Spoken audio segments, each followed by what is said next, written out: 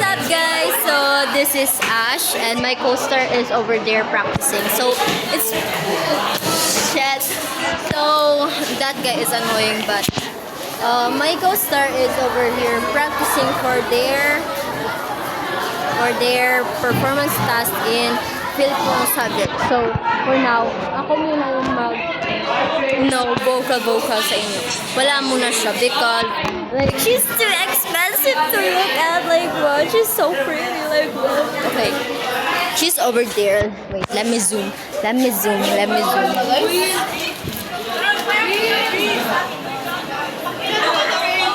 Wait, where is she? Yeah.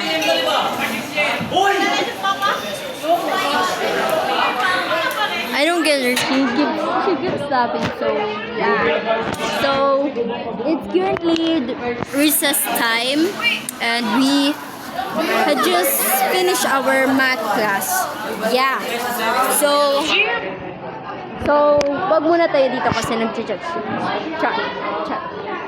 So I'm gonna go outside because I'm gonna look at my pretty best friend so like she can like say hi. Vlog. They're practicing, so I'm not gonna disturb them, you know. So I'm just gonna vlog by myself because what else? And my other best friend is over there, like Anna. Like she's makes space with the other friends, like not other friends, like staff friends, because we have a lot of friends. We are not nonchalant like my best friend over there. But I don't know what I'm doing. I'm so hungry. I didn't go to the canteen because like I was lazy. I don't want to go to that crowded place. Like I'm so claustrophobic. But yeah, anyways. So what are we going to talk about today? Maybe our lessons or about God. Maybe about God. Okay, so this is just a bonus episode. So this is our third day of the this is our first day on the third week.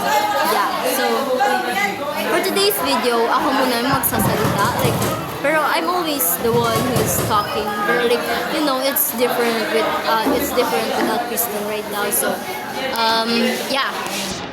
So for today's video, I'm gonna talk about God. So Romans 6 verse 23. For the wages of sin is death, but the free gift of eternally live in Christ Jesus. So that verse alone shows how much God loves us because He sent His one and only Son to this horrible worldly world, to this world to die for our sins so that we will be cleansed, because without Jesus dying on that cross, we will not be here right now. We will not have the gates for the heaven. We will end up in hell and we will be worthless. So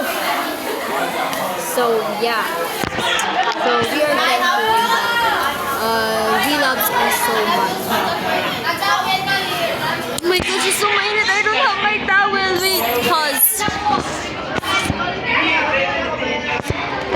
So back again. So I don't know what to tell you, but like choose wisely because the Lord loves us so much. Like why else would He die for us? Like bro, stop. You need to lock in. You watching here, you the viewers.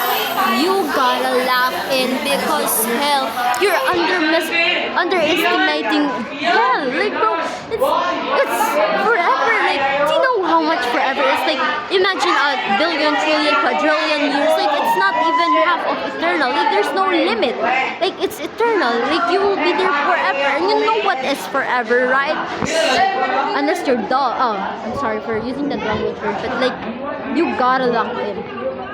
And you need to obey the Lord. As of now, I'm still struggling with